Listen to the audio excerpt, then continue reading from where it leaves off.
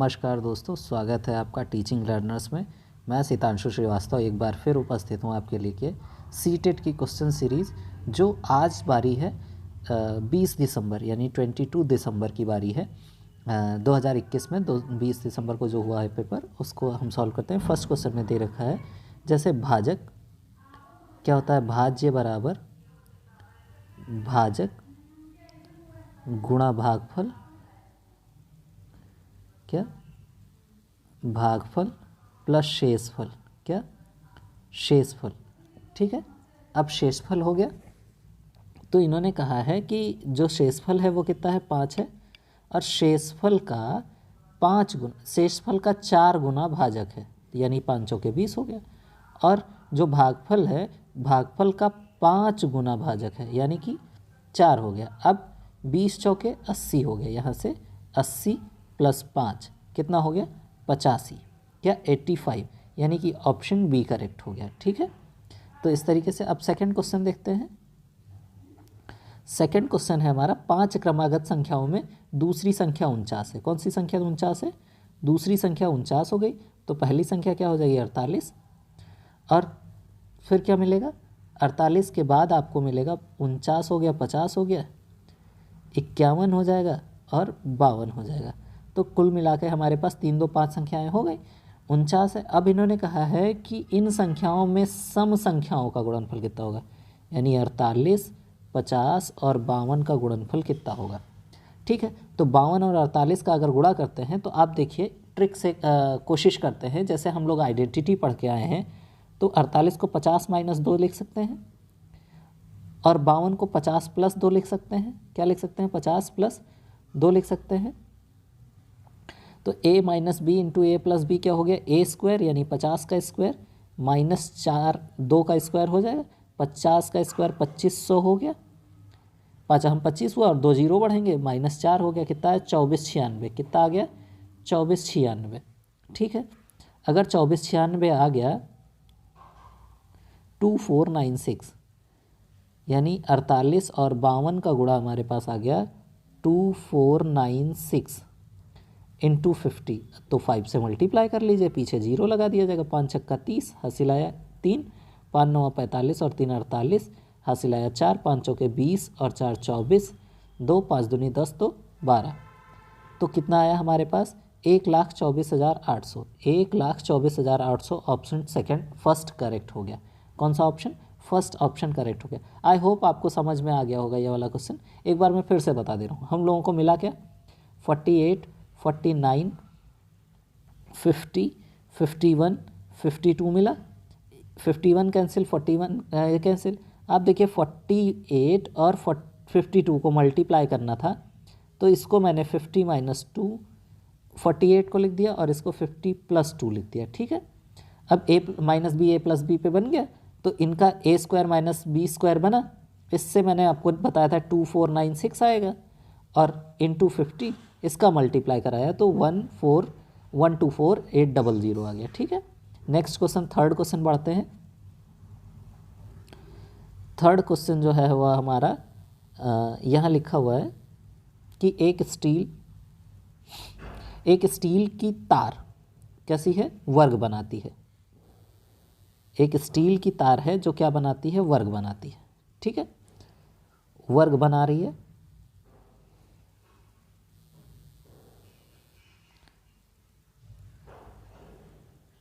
ठीक, और उसका क्षेत्रफल कितना है 121। अगर वर्ग बना रही है तो भुजा क्या हो जाएगी, भुजा स्क्वायर होता है, क्षेत्रफल कितना होता है, क्षेत्रफल भुजा स्क्वायर होता है वर्ग का, तो यानी कि भुजा स्क्वायर अगर होता है तो भुजा स्क्वायर बराबर 121 हो जाएगा, क्योंकि क्षेत्रफल 121 है।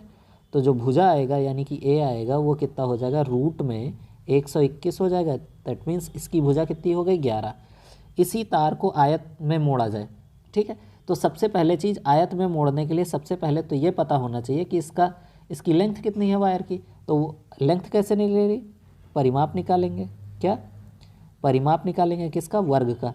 क्या होता है 4 गुणा भुजा होती है ए, तो 4 गुणा 11 यानी कि 44, यानी 44 मीटर सेंटीमीटर तार हो गया। इससे आयत के आकार में मोड़ा जाए जिसकी चौड़ाई कितनी है और 8 सेंटीमीटर है, आयत की लंबाई क्या होगी। ठीक है, आयत की लंबाई निकालनी है और आपको परिमाप पता है किसका, वर्ग का। तो जो टोटल लेंथ ऑफ वायर है यानी कि जो तार की लंबाई है वही तो परिमाप है। तो लंबाई यानी कि हम मान लेते हैं कि आयत का परिमाप क्या हो जाएगा, आयत का भी परिमाप उतना ही आएगा। आयत का परिमाप कितना हो जाएगा, 44। और आयत का जो फॉर्मूला होता है परिमाप का 2 इंटू एल प्लस बी बराबर 44 हो गया। अब देखिए 2 से 2 इक्का 2 और 2 से यहाँ 22 आ गया, कितना आ गया, 22 आ गया। ठीक है, यानी L प्लस बी बराबर 22 मिला। ठीक है, अब मैं इसको इरेज कर दे रहा हूँ, 1 मिनट, मिल गया L, 1 मिनट दोस्तों,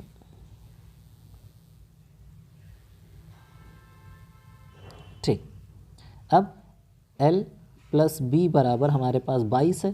क्वेश्चन क्या कह रहा है, क्वेश्चन कह रहा है चौड़ाई 8 है, तो L प्लस 8 बराबर 22। तो L बराबर कितना हो गया, 22 माइनस 8, 22 में से 8 अगर घटा दें तो 14 आ गया, 14 आ गया। L बराबर कितना आ गया, 14 सेंटीमीटर। कितना आ गया, 14 सेंटीमीटर। ऑप्शन 4 आपका करेक्ट हो जाएगा। ठीक है, इसी तरीके से हम नेक्स्ट क्वेश्चन बढ़ते हैं,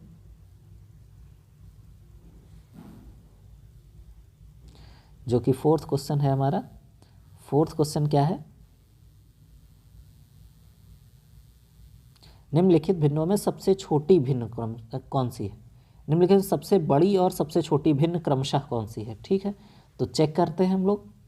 चेक करने का तरीका क्या है, 1/2 को डेसिमल में चेंज कर लेते हैं, एक तरफ से चेंज करते हैं। 1/2 को हम क्या लिख सकते हैं, 0.5 लिखेंगे। दूसरे 1/3 को 0.33 लिखेंगे। 4/5 को यानी कि दशमलव लगाएंगे 40 होगा, 5 अट्ठे 40 होगा। ठीक, और 5/6 को दशमलव लगाएंगे कितना मिलेगा, 50 हो जाएगा। और 50/6 यानी 6 अट्ठे 48, 2 बच गया 20, 6 त्रिक 18। और 3/4 को दशमलव लगाएंगे कितना मिलेगा, 30 हुआ, 4 सत्ते 28, 4 पंचे 20। अब सबसे बड़ा नंबर इसमें 0.8 है, 1.83, 1 2 3 4th पोजीशन पे, यानी कि 4th पोजीशन पे है। तो यहाँ 4th पोजीशन पे क्या है, 5/6। तो हमारा जो 5/6 है वो सबसे बड़ी भिन्न हो जाएगी। यानी कि इस क्वेश्चन में देखते ही आपका कौन सा छोटा तो हो नहीं सकता सबसे, तो ये कैंसिल कर गया, आपका सेकंड कैंसिल कर गया और 4th कैंसिल कर गया। अब 5/6 दोनों में है। अब 1/3 और 3/4 में यहीं से चेक कर लेते हैं कौन छोटा है। 1/3 का मतलब 0.33 और 3/4 का मतलब 0.7। वैसे तो सबसे छोटा कौन सा हो गया, 1/3, यानी ये ऑप्शन ए करेक्ट हो गया हमारा, ऑप्शन ए 4th क्वेश्चन का। ठीक है, 5th क्वेश्चन की ओर बढ़ते हैं। 5th क्वेश्चन है, 1 सेंटीमीटर गुणा 1 सेंटीमीटर वाले 36 छोटे वर्गों को कुल कितने प्रकार से व्यवस्थित किया जा सकता है कि उसका प्रमाणिक क्षेत्रफल कितना हो, 36 सेंटीमीटर स्क्वायर हो। कितना हो, 36 सेंटीमीटर स्क्वायर हो। ठीक, तो आप एक काम करिए, 36 छोटे छोटे वर्ग हैं, तो 36 का आपको करना क्या है कि 36 का हम सबसे पहले गुणनखंड कर लेते हैं। क्या कर लें, गुणनखंड कर लें। गुणनखंड ना करके हम ये कह सकते हैं कि हम इसका फैक्टर ऐसे दिखा लें कि इसके क्या क्या गुणनखंड होंगे। तो 1 से कट जाएगा, 2 से कटेगा, 3 से कटेगा, और 4 से, 5 नहीं 6 से, 7 नहीं 9 से, और 12 से, फिर 18 से, और लास्ट में 36 से। ठीक है, वर्ग के छोटे छोटे कुल कितने, अच्छा कि 36 स्क्वायर हो। ठीक है, तो एक तो हमारी कंडीशन 1 और 36 की बन जाएगी, देखिए 1 और 36 की हो जाएगी। यानी कि इस कंडीशन में बना दिया जाए, ऐसे ऐसे ऐसे ऐसे ऐसे करते हुए रख दिए जाएं। ठीक है, दूसरा जो कंडीशन आएगा वो ये हो जाएगा 2 और 18 की, क्योंकि 18 दूना 36 होता है। अब 3 और 12 का तीसरा हो गया। चौथा आपका 4 और 9 का कितना, 4 और 9 का कितना 4 हो गए, और एक ये 6 बच रहा है, तो 6 को अगर 6 से गुणा करते हैं तब भी तो बन जाएगा, लेकिन वो हो जाएगा क्या, वर्ग हो जाएगा। तो एक बार फिर से चेक करते हैं, 1 और 36 का एक बन गया, 2 और 18 का दूसरा हो गया, 3 और 12 का तीसरा हो गया, 4 और 9 का चौथा हो गया। ठीक, पांचवा जो बन सकता है वो 6 × 6 का बन सकता है। कितनी प्रकार से व्यवस्थित किया जा सकता है, तो 6 × 6 यानी कि टोटल कितने टाइप से बन सकता है ये देख लीजिए। फर्स्ट जो बनेगा, जो फर्स्ट वाला बन गया वो ये बन गया कि 1 × 36 बन गया, दूसरा 2 × 18 बन गया, तीसरा 3 × 12 बन गया, चौथा 4 × 9 बन गया, पांचवा 6 × 6 बन गया। ठीक है, इतने तरीक़ों से इसको अरेंज किया जा सकता है, यानी कि इसका मतलब ऐसे ऐसे करके कितने वर्ग रख दिए जाए, 36 रख दिया जाए। इस केस में ऐसे ऐसे डबल डबल करते हुए ऐसे पोजिशनिंग कर दी जाए तो कितने 1 2 3 4 5, तो ऑप्शन 3 करेक्ट हो जाएगा हमारा। नेक्स्ट क्वेश्चन की ओर बढ़ते हैं जो कि 5th क्वेश्चन है हमारा। 5th हो गया, 6th क्वेश्चन की ओर बढ़ते हैं। लिखा है कि एक कक्षा में 60 विद्यार्थी हैं। इस प्रकार है कि लड़कियों की संख्या लड़कों की संख्या से दोगुनी है, लड़कों से यानी कि बॉयज़ और गर्ल्स, लड़कियों की संख्या लड़कों से दोगुनी है। तो कहने का मतलब लड़कियां 2 हैं तो बॉयज़ 1 होंगे, रेशियो में बना लिया। रोहित का ऊपर से क्रम 17वां है। यदि रोहित के पहले 9 लड़कियां हैं, कितने 9 लड़कियां हैं, तो बाद में कितने लड़के क्रम में होंगे। रोहित के पहले 9 लड़कियां, आप ये देखिए जैसे मैंने रोहित को यहाँ 17वीं पोजीशन पे रख दिया, ठीक है, इससे पहले 9 लड़कियां हैं और टोटल आपके पास 60 विद्यार्थी हैं, 1 लड़का और 2 लड़की। तो इससे पहले ये देख लें कि कुल कितने बॉयज़ हैं और कितने गर्ल्स हैं। टोटल 60 है, तो हम क्या करते हैं कि ये रेशियोज़ का सम निकालते हैं और टोटल से डिवाइड कर देते हैं। ठीक है, तो 3 से डिवाइड किया तो 20 आ गया।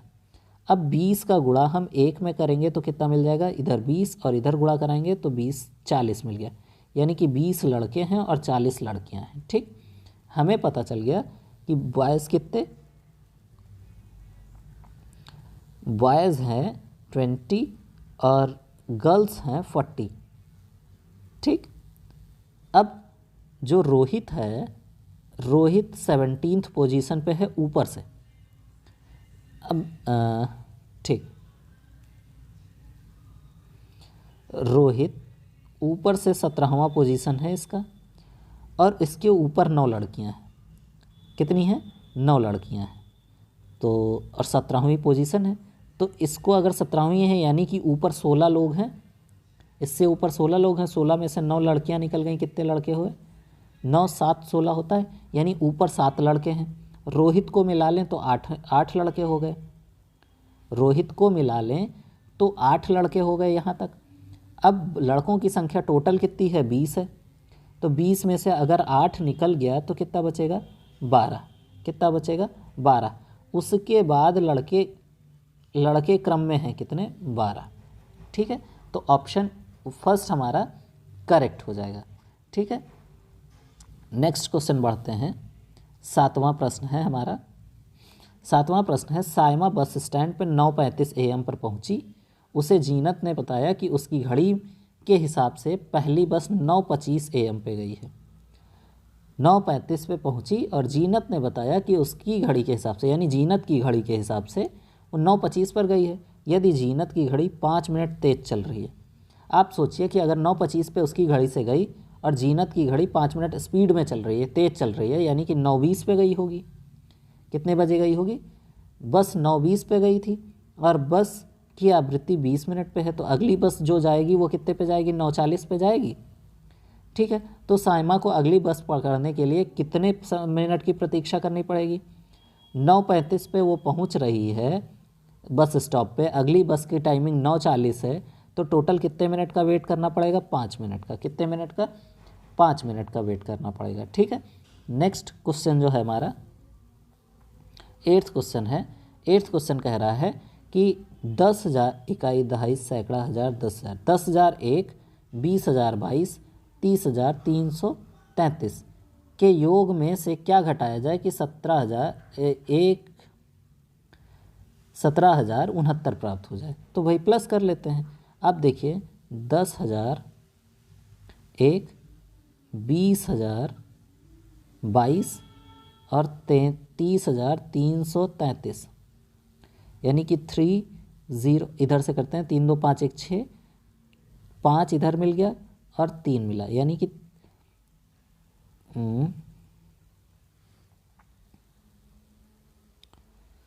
ठीक है, 3 2 5 और 1 6 हो गया, यहाँ पे 3 2 5 हो गया, यहाँ 3 मिला, यहाँ 0 मिला, 3 2 5 और 1 6, 60,356 में से अगर जितना प्राप्त करना है उतना माइनस कर दें, कितना 17,069, 69।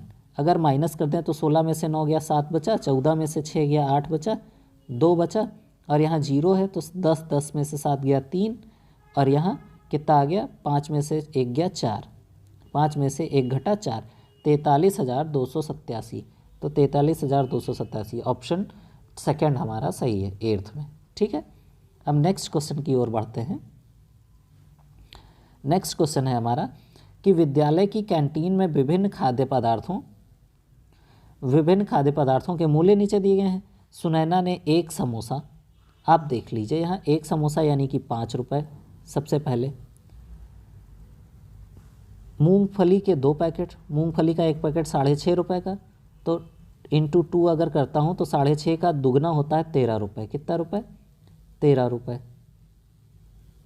ठीक है, अब मूंगफली के 2 पैकेट, एक गुलाब जामुन 7 रुपये का है तो 7 रुपये हो गए। ठीक है, जब सीरीज़ में यहाँ टेबल में देखेंगे तो एक बोतल नींबू पानी खरीदती है और नींबू पानी यहाँ 11 रुपये 50 पैसे का है। कितने का है? 11 रुपये 50 पैसे का है। ठीक, 11 रुपये 50 पैसे हो गए।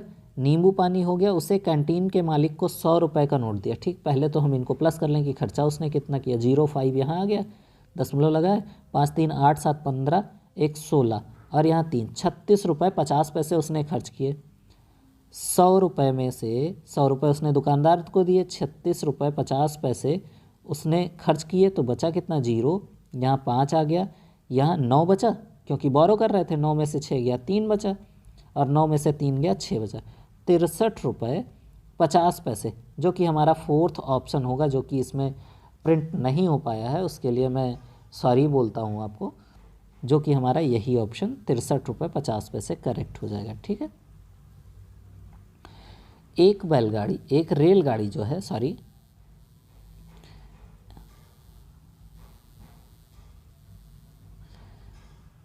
एक रेलगाड़ी बेंगलुरु से 23:55 घंटे पर चलकर गुवाहाटी 2 जुलाई 2020 को 5:20 पर पहुंचती है। बेंगलुरु से गुवाहाटी की यात्रा में कुल लगा समय। इस क्वेश्चन में थोड़ा सा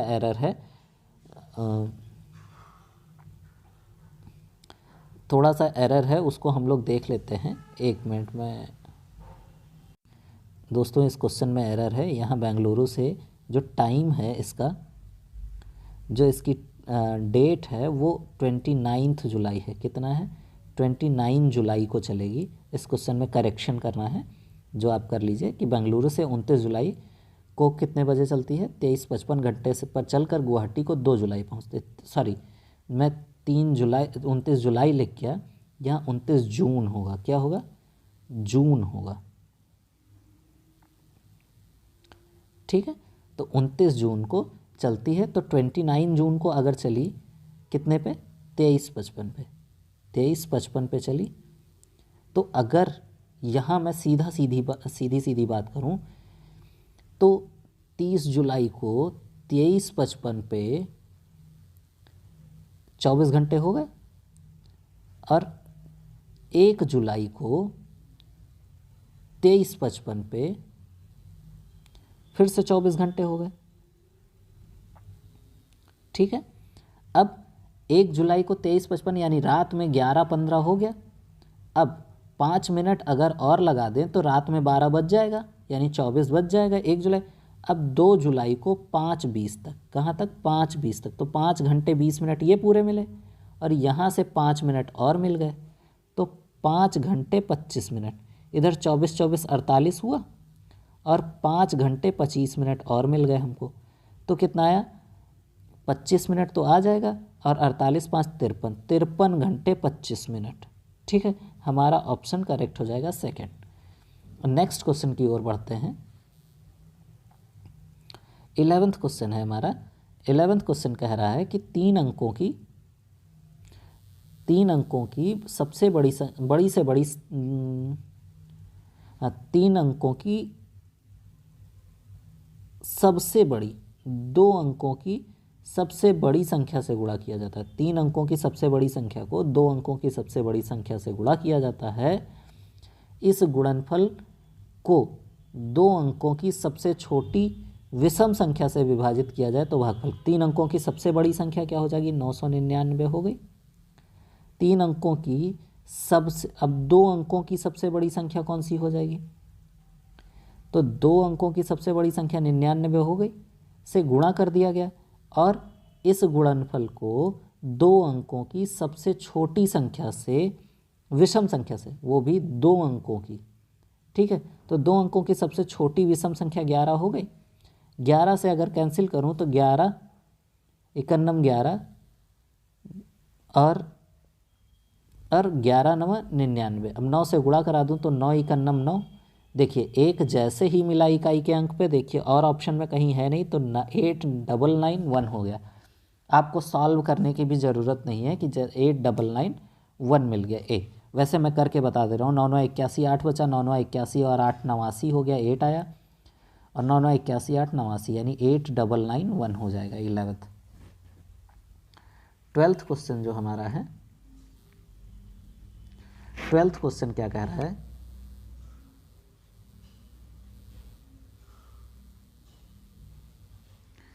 ठीक है। 12th क्वेश्चन कह रहा है एक संख्या 50 के आधे से अधिक है, 50 के आधे से अधिक है, यह 3 दहाई से अधिक पर 4 दहाई से कम है। यानी कि 3 दहाई से अधिक यानी 30 से ज़्यादा है और 40 से कम है। इस संख्या का इकाई का अंक दहाई के अंक का 2 गुना है। इकाई का अंक दहाई के अंक का 2 गुना है। ठीक है, और 25 के आधे से अधिक है तो 30 से, ऑब्वियस है 30 और 40 के बीच में आ जाएगा, आधे से अधिक है। यह 3 दहाई यानी 30 और 40 के बीच में है तो 31। इकाई का अंक दहाई के अंक का 2 गुना है। ऐसा पॉसिबल ही नहीं हुआ यहाँ पे 3 के केस में। 3 के केस में यही के पॉसिबल हो रहा है, क्या है 36 लिखा है। इकाई का अंक दहाई के अंक का 2 गुना है, तो यहाँ पे 3 का 2 गुना 6 है, तो इस तरीके से हमको 36 संख्या मिल गई। यानी कि ऑप्शन 3 हमारा करेक्ट हो गया। क्या हो गया, 12C करेक्ट हो गया, यानी कि थर्ड आपका करेक्ट। ठीक है, 13th क्वेश्चन में क्या हो जाएगा, ये 5 मीटर और सेंटीमीटर की यूनिट सेम करनी पड़ेगी। हम क्या करते हैं, रूम का आयतन जो गोदाम है, गोदाम का आयतन यानी 5 मीटर में 500 सेंटीमीटर, 7 मीटर में 700 सेंटीमीटर और 4 मीटर में 400 बटा पार्सल का आयतन यानी 25 × 50 × 25। ठीक है, अब 25 देखिए 50 51 50 50 10 500 हो जाएगा, और 25 से कट करेंगे तो 16 आएगा, और यहाँ 25 से कट करेंगे तो 25 दूना 50 20 बचा, और 225 अट्ठे 200, तो 16 अट्ठे 128 हासिल आया 12, 16 दूना 32 और 12 44, 32 और 12 कितना हो गया 44, और 10 से गुणा कराने पे 44 80, यानी कि हमारा ऑप्शन सेकंड करेक्ट हो गया। ठीक है, क्वेश्चन 14 बढ़ते हैं। एक ऑटो रिक्शा का 2 का मीटर पहले, अब यहाँ क्वेश्चन में क्या है कि एक ऑटो रिक्शा का मीटर पहले 2 किलोमीटर की यात्रा के लिए 25 रुपये और उसके बाद प्रति किलोमीटर यात्रा 8 रुपये का भाड़ा दिखाता है प्रति किलोमीटर। मानस ने अपने घर से कार्यालय तक 249 रुपये का भाड़ा दिया। ठीक, पहले 2 किलोमीटर में उसने दे दिया 25 रुपये, कितना दे दिया 25 रुपये दे दिया पहले ही। टोटल 249 भाड़ा दिया, 249 दिया। तो अगर मैं इस 249 से माइनस कर दूं, क्योंकि आगे प्रति किलोमीटर है, तो माइनस करने पे हमें मिलेगा 9 में से 5 जाएगा 4 बचा, और यहाँ 4 में से 2 गया 2 बचा, और 224 रुपये बचा अगर 2 किलोमीटर को हटा दें। अब इसका रेट है 8 रुपये प्रति किलोमीटर, यानी कि 8 रुपये से अगर मैं भाग कर दूँ, डिवाइड कर दूँ, तो क्या मिलेगा? 8 इक्का नम 8, 8 दूनी 16, 6 64, 8 अठाई 64, यानी कि 28 किलोमीटर की यात्रा इधर कर रहा है, 2 किलोमीटर पहले की, कुल मिला के 30 किलोमीटर की यात्रा उसने कवर करी। कितनी करी? 30 किलोमीटर की यात्रा, यानी कि ऑप्शन 3 हमारा करेक्ट हो जाएगा। ठीक है, इस तरीके से हमारा 14th क्वेश्चन फाइनल हुआ। 15 क्वेश्चन जो है हमारा वो है 15th क्वेश्चन है निम्नलिखित, ये एक तालिका दे रखी है, इसमें ऊपर की तालिकाओं के आधार पर निम्नलिखित कथन को पहचानिए। ठीक है, नेक्स्ट है, भाषाओं को छोड़कर सुनीता ने जसिका से प्रत्येक विषय में अधिक अंक प्राप्त किए हैं। तो भाषा कौन कौन सी हो गई? भाषा में आपका हिंदी आया। ठीक है, अब हिंदी को अगर छोड़ दिया जाए, हिंदी और अंग्रेजी को, तो सुनीता ने जसिका से, तो सुनीता ने जसिका से, तो सुनीता पहले 68 और 74 से अधिक अंक प्राप्त किए हैं, पहले में ही नहीं प्राप्त किया था, यानी कि ये गलत हो जाएगा। ठीक है, सेकंड में, गणित और विज्ञान की तुलना में सुनीता के अंक जसिका के अंक के इन विषयों के कुल अंकों से अधिक हैं। गणित और विज्ञान में, तो गणित हो गया 68, विज्ञान में 78, तो 8 8 16, 7 6 13, 1 14 हो गया। ठीक है, ये सुनीता का हो गया। जसिका का 74 और 84, तो 74 और 84 ऐसे ही देख ले रहे हैं। गणित में, विज्ञान में सुनीता के अंक अधिक हैं, तो यहीं देखिए, यहाँ अगर देखिए तो यहाँ भी कम है और यहाँ भी कम है, तो हम ये कह सकते हैं कि चाहे सम करें कुछ भी करें, ये गलत हो जाएगा, क्योंकि जसिका आगे रहेगी। जसिका ने 3 विषयों में सुनीता से अधिक अंक प्राप्त किए। 3 देखते हैं, जी हाँ 1 हो गया। दूसरा, यहाँ कम मिला है, यहाँ भी कम मिला है, यहाँ अधिक मिला है लेकिन यहाँ कम मिला है। ठीक है, यानी कि 2 ही में, तो ये कट गया। अब यदि जसिका ने, क्या है, यदि जसिका ने 17 और अंक प्राप्त किए होते तो सुनीता और जसिका के कुल प्राप्त अंक बराबर होते। चेक कर ले रहे हैं। 8 2 10, 10 5 15, 15 8 23, 23 9 32, कैरी 3, 32 हुआ 3, 6 3 9 9 7, 16 16 8, 24 24 7, 31 31 और 7 38। ठीक है, अब इधर 4 8 4 12, 12 4 16, 16 9 25, हासिल आया 2, 7 2 9, 9 6 15, 15 7 22, 22 और 8 30, 30 और 6 36, 36 हो गया। कितना आया? 36। एक बार फिर से 4 8 4 12, 12 4 16, 16 9, 9 4 13, 13 13 8, 21 4 25, यहाँ 5 मिल रहा है। कितना मिल रहा है? 5। ये गलती हुई थी हमसे। तो 365 में अगर मैं 17 ऐड कर दूँ तो कितना मिलेगा? 7 5 12, 7 1 8 और 3 382, यानी कि ये लास्ट वाला आंसर जो है वो करेक्ट आंसर है। ठीक है, तो 15th क्वेश्चन यहाँ समाप्त हो गए। अब हम 16th क्वेश्चन की ओर बढ़ते हैं। 16th क्वेश्चन, गणित के शिक्षण अधिगम में निम्नलिखित में से कौन सा लक्षण रचनात्मक प्रक्रिया नहीं है? कौन सा रचनात्मक प्रक्रिया नहीं है? कक्षा प्रारंभ करते समय विद्यार्थियों की प्रारंभिक समझ का आकलन करना, ये होता है, प्रक्रिया में है। ठीक है, दूसरा, अंतर्दर्शी हलों को प्रोत्साहित करना, बिल्कुल। संज्ञानात्मक संघर्ष के लिए अवसर प्रदान करना, बिल्कुल। अब लास्ट है आपका, समस्या समाधान के लिए निर्धारित तरीका अपनाने को प्रोत्साहन देना। ये गलत आंसर है, क्योंकि क्वेश्चन में आपसे पूछा नहीं, तो आंसर के अकॉर्डिंग तो ये करेक्ट ऑप्शन हो गया, लेकिन अगर देखा जाए तो ये गलत तरीका है कि हम किसी एक तरीका पे समस्या समाधान के लिए डिपेंडेंट नहीं हो सकते। ठीक है, नेक्स्ट 17th क्वेश्चन है हमारा, गणित के कक्षा में अध्यापक ने निम्नलिखित प्रश्न पूछे। 2 संख्याएं ज्ञात कीजिए जिनका योग 8 है। एक उस त्रिभुज को खींचिए जिसका परिमाप 50 सेंटीमीटर है। 25 के गुणनखंड क्या है, परिमाप की परिभाषा दीजिए। ठीक है, अब ए व बी मुक्त सिरे वाले प्रश्न हैं। ए व बी आपके मुक्त सिरे वाले प्रश्न हैं। ठीक है, क्यों? क्योंकि जैसे दो संख्याओं का योग 8 है तो वो 1 और 7 भी हो सकता है, 2 और 6 भी हो सकता है। तो इसमें कंडीशंस नहीं, यानी कि ये मुक्त क्वेश्चन है। यहाँ भी परिमाप है यानी सम की बात हो रही है, ये भी मुक्त हो गया। 25 के गुणनखंड क्या है?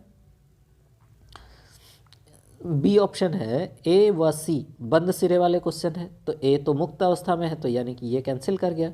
ए बी सी बंद सिरे वाले, जब ए बंद सिरे वाला है नहीं तो ये भी कैंसिल कर गया। लास्ट में ए सी डी, तो जब ए बंद सिरे वाले की जब बात हो रही है तो ये कैंसिल कर जाएगा फिर से। ए बी यानी कि ऑप्शन ए करेक्ट हो जाएगा। ठीक है, 18th क्वेश्चन क्या करना है, निम्नलिखित में से कौन सा गणित में सृजनात्मक चिंतन का एक मुक्त सूचक है? क्या है? मुक्त सूचक है। तो इसमें हमारा मानकीकृत तरीके से समस्या अध्ययन नहीं, प्रश्न को प्रस्तुत करना जी हाँ, अशुद्धि मुक्त परिकलन ऐसा नहीं हो सकता कि अशुद्धि मुक्त परिकलन हो, और सही सूत्रों का स्मरण करना ये भी गलत हो जाएगा।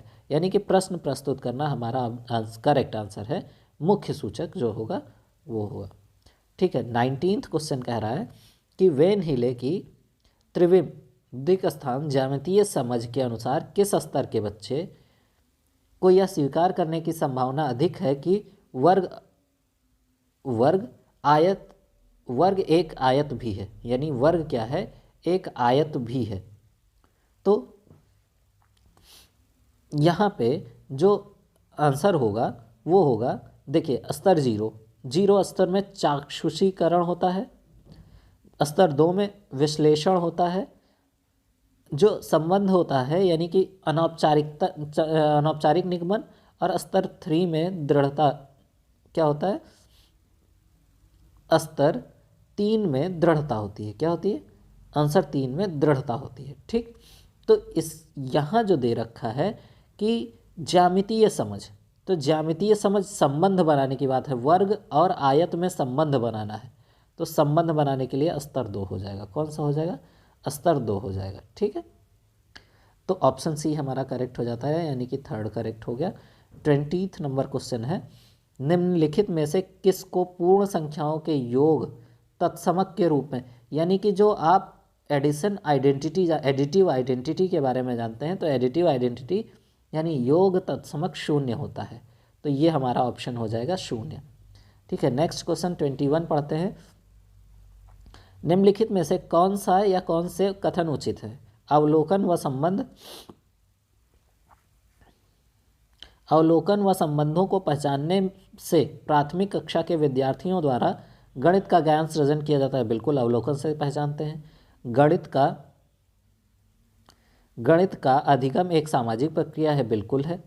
जिसमें संवाद, वार्ता, परिक्रमण समझ, बिल्कुल है। जैसे कैलकुलेशंस, आप सामान खरीदने गए तो वहाँ भी काउंटिंग होती है। गणित के अधिगम में तर्क वितर्क महत्वपूर्ण है। बिल्कुल है। कक्षा में गणितीय समझ को संरक्षित करने की कोई भूमिका नहीं है। ये हमारा ऑप्शन ये गलत हो जाएगा, यानी कि ए बी सी सही हो जाएगा। ए बी सी तीनों कहाँ मिल रहा है? क्वेश्चन ऑप्शन 3 में। ठीक है, नेक्स्ट 22 क्वेश्चन की ओर बढ़ रहे हैं। प्राथमिक स्तर पर ज्यामितीय पाठ्यक्रम के विषय में निम्नलिखित में से कौन सा कथन सत्य है? तो सत्य कथन अगर हम देखते हैं तो चेक करते हैं, ज्यामिति को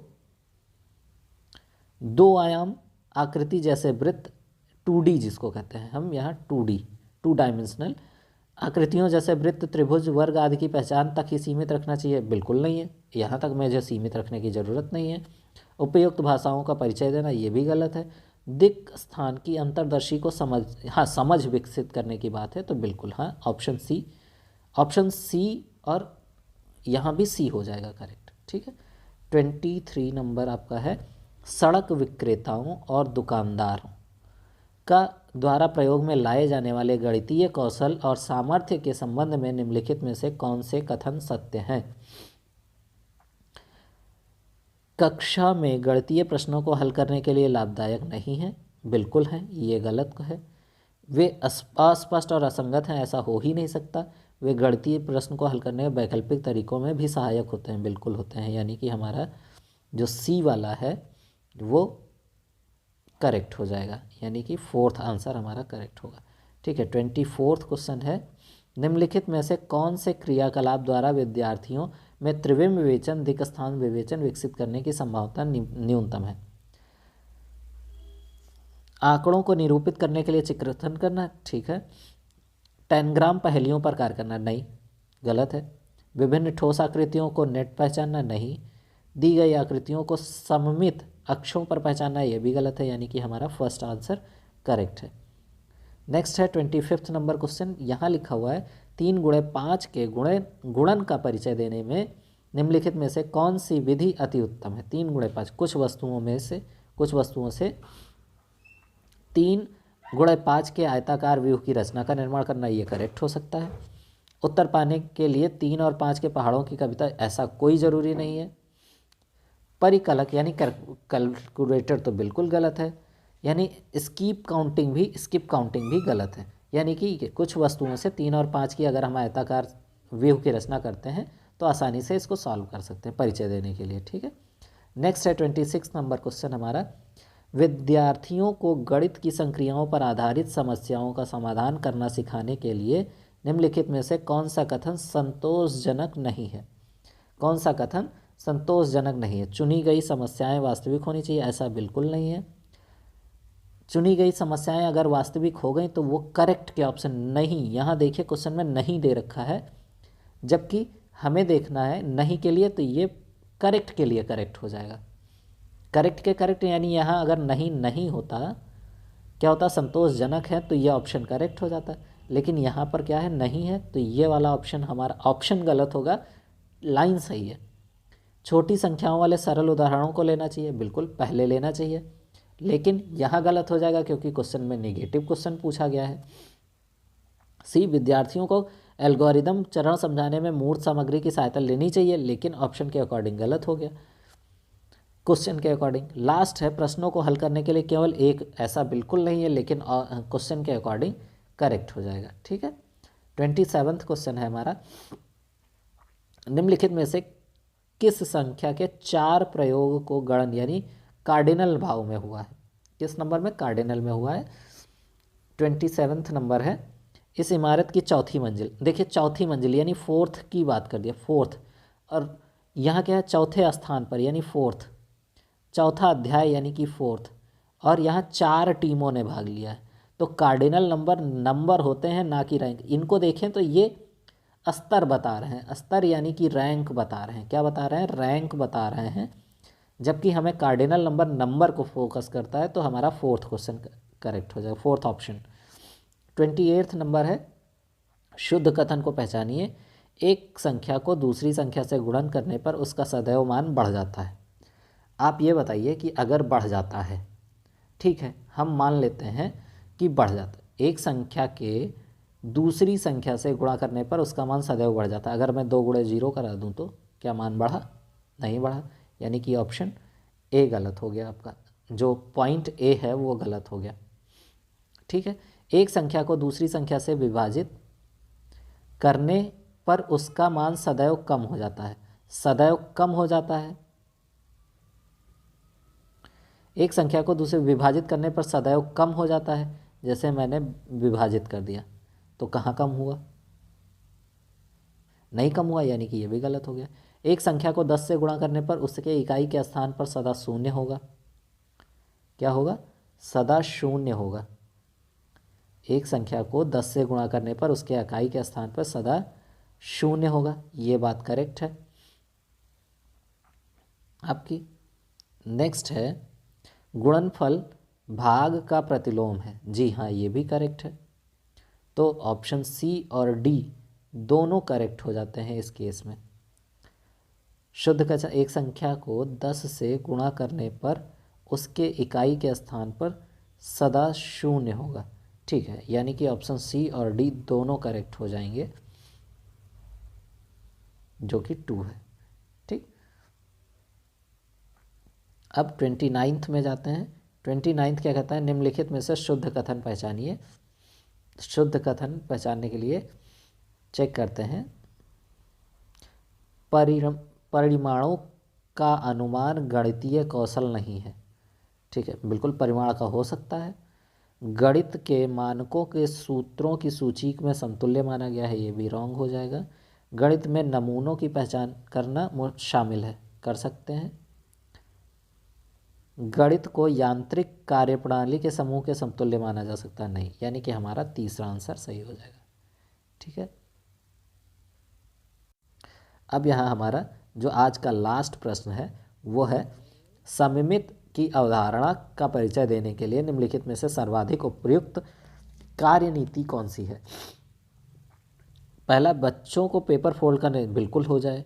अवधारणा की स्पष्ट परिभाषा, तो बच्चों को अवधारणा से क्या, परिभाषा से क्या समझ में आएगा।